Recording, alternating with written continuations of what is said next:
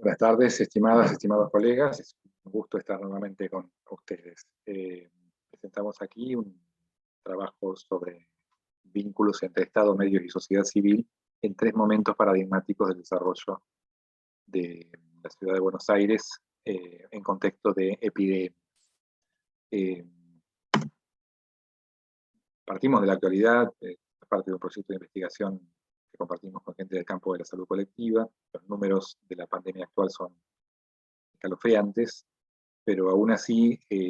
no son ni la primera ni la más catastrófica de las pandemias, aunque exigen una reflexión muy particular por el nivel de sincronía y simultaneidad con que se ha dado tanto la circulación del virus a nivel mundial como la circulación de la información y sus consecuencias económicas y sociales. En este contexto, este nuevo marco de mundialización nos hace reflexionar sobre la ruptura ecológica de la distancia entre hábitats, la ruptura radical de vínculos humanidad y entorno natural, y las tensiones entre modelos de eficiencia instrumental, de progreso, como plantea el tecnocapitalismo en reconversión, y conceptos como el buen vivir, el summa causai, como plantea la cultura andina americana, que busca una noción de felicidad y bienestar asociando individuo, comunidad y hábitat. Las pandemias nos vienen acompañando desde los comienzos mismos de la historia, en los marcos continentales en que pudieron desplegarse, desde la gran epidemia de Atenas, que aquí aparece representada en esta iconografía, pasando por la peste negra, donde se repiten estas iconografías con un gran simbolismo de la mujer lactante, muerte de su bebé bebiendo, y se manifiestan en América en los inicios mismos de la conquista a través de la viruela, que es una pandemia con todas las letras porque afecta a 3 continentes en simultáneo. Viruela que ha sido acusada en alguna versión historiográfica de una suerte de guerra bacteriológica de la conquista, pero como han señalado Acuña, Steil y equipo en 2002 con evidencias muy sólidas, basadas incluso en estudios forestales de anillos de árboles, las dos momentos más catastróficos de la hecatombe demográfica de los pueblos del actual México en el siglo XVI no están asociados a la viruela, con el horrible impacto de un 25% de mortandad, sino a fiebres hemorrágicas locales, el Cocolizzi, que en 2 ocasiones bajó la población a la mitad dentro de ese mismo siglo. Esto nos hace reflexionar contundentemente sobre el peso de las dislocaciones ecológicas que han producido los grandes movimientos humanos en la modernidad. Es en la migración en masa de los roedores, producto del monocultivo, de las nuevas economías extractivas, del hacinamiento humano, donde se producen las condiciones para la catástrofe que generan estas epidemias en el siglo XVI. Lo que traza a su vez analogías amenazantes respecto de la actualidad, porque hay brotes actuales de fiebres hemorrágicas en Estados Unidos, Nuevo México, Texas, o Argentina, Chile, donde cuando aparece el brote la correlación es notable, con hacinamiento humano, monocultivo, cambios en el régimen pluvial, actividades extractivas. Frente a esto, un primer elemento de patrimonio cultural hispanoamericano es que, frente a las dos grandes respuestas de los pueblos originarios para preservar su identidad y su supervivencia, el aislamiento o la mestización, si en el corto plazo el aislamiento pareció ser más eficiente, en el largo ha quedado claro que la supervivencia cultural de los pueblos originarios ha encontrado un gran empoderamiento en la mestización. Ya en la época de las independencias y la formación del Estado Nacional y la conformación del modelo agroexportador, tenemos una epidemia abundante en la ciudad de Buenos Aires. En el primer semestre de 1871, casi el 9% de la población fallece de fiebre amarilla en la ciudad. Esto provocó una gran crisis y transformación de las políticas sanitarias, la distribución social del territorio, porque frente a una élite que echaba la culpa de las enfermedades a la pobreza y era capaz de incendiar los muebles de los habitantes de los conventillos en las calles, o desplazar en forma forzada a la población, cuando colapsó el sistema de salud y el gobierno mismo huyó de la ciudad para preservar sus vidas y la ciudad quedó acéfala, un elemento de gran inventiva irrumpe como respuesta. La esfera pública recientemente formada de diarios y periódicos en la ciudad es la que se encarga, a través de sus periodistas y propietarios, de generar un estado de asamblea en la ciudad que permite formar la Comisión Popular de Salud Pública, donde todas las fuerzas de la sociedad civil unen manos para poder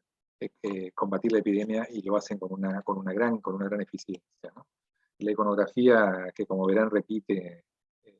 este objeto pictórico de la mujer lactante, reconoce también en la presencia de estos dos fundadores de la comisión, Roque Pérez había sido su presidente, que al momento de esta pintura ya habían fallecido víctimas de la epidemia. Esto puso en crisis esta concepción de las élites que, lejos de imaginar una patria mestiza, pensaban que era función de las razas superiores blancas eliminar a las razas inferiores originarias, como lo señalan estas citas textuales de la historia de Belgrano y la historia de San Martín, por el general Bartolomé. Ya en el siglo XX, la Primera Guerra Mundial, entre otros factores, pero sobre todo la guerra y su horrible mortandad y la gran gripe de 1918-20, generaron una profunda crisis de confianza en el evolucionismo unilineal como factor de progreso y acceso a la salud. Desde el mundo periférico, en este caso desde Asia, Mahatma Gandhi, en 1919, marca muy claramente la paradoja del discurso de progreso que sostiene la política imperial y la creciente desigualdad de acceso a la salud entre centro y periferia. Las complejas respuestas a estos procesos de crisis han dado lugares al estado de bienestar en distintas variantes en el mundo. En el caso de América Latina, bajo una forma ad hoc, fueron los gobiernos nacional populares de los años 30, 40 y 50, como lo ha señalado Jesús Martín Barbero, y que se propusieron una nueva entidad realimentada por la integración territorial, simbólica, social, comunicacional, económica, educacional de sus respectivos pueblos y países. Frente al colapso del modelo hegemónico de prensa, que pasa de la esfera pública clásica a un modelo de negocio concentrado, estos estados de gobiernos nacionales populares colocan a la propia función estatal en la construcción de identidades comunicacionales colectivas, ya sea por su propia acción, ya sea promoviendo áreas del sector privado que, como señalaba Martín Barbero, en el primer populismo latinoamericano, el cine y la radio cumplen una función fundamental. En estos modelos, su comunicación pasa de mostrar la salud como experiencia individual y de entorno, a la salud como derecho y obligación del Estado. De la salud como restauración de la mecánica del cuerpo, a la salud como abordaje integral, y de allí el concepto de promoción de la salud. El bienestar como un derecho integral, expresado en términos de necesidades materiales y espirituales, y de deberes y derechos colectivos. En este marco, las estrategias de comunicación en el campo de la salud incluyeron criterios de higiene, vacunación, alimentación, detección temprana de síntomas, asistencia con el médico, salud sectorizada para sectores hasta ese momento postergados, ¿no? Trabajadores, campesinos, etc.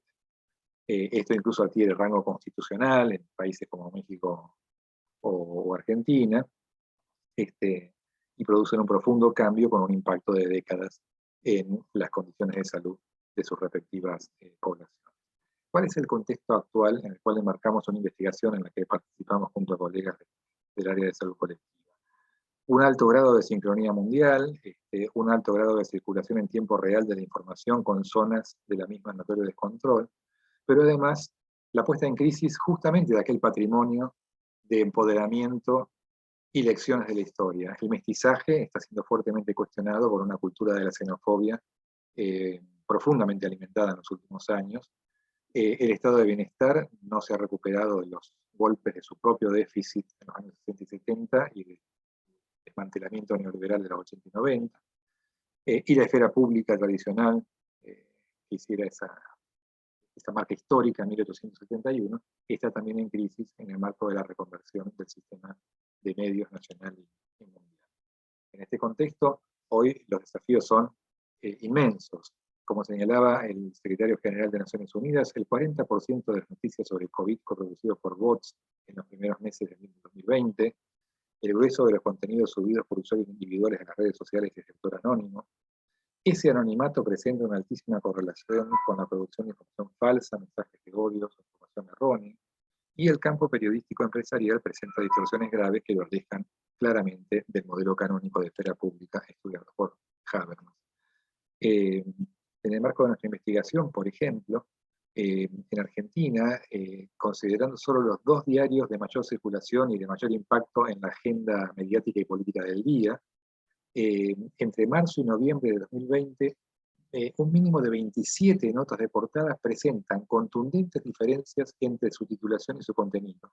donde la titulación aparece como una herramienta de intervención persuasiva en la interpretación de los hechos, lo cual podría ser legítimo en la opinión de la prensa, pero que muestran cierta sistemática tendencia a poner en cuestión y dañar las políticas públicas en curso en ese mismo momento de cada una de las semanas. En ese contexto de hipermediación y mundialización acelerada, revisar las lecciones de la historia, las herramientas que se han mostrado útiles en el pasado o los errores del pasado, aparece como una posibilidad fundamental que pueden permitirnos pensar un mejor abordaje de la promoción de la salud, las prácticas sociales de cuidado del buen vivir, las prácticas colaborativas, la apropiación de derechos fundamentales, el flujo de información desde y hacia Iberoamérica. Y muchas gracias.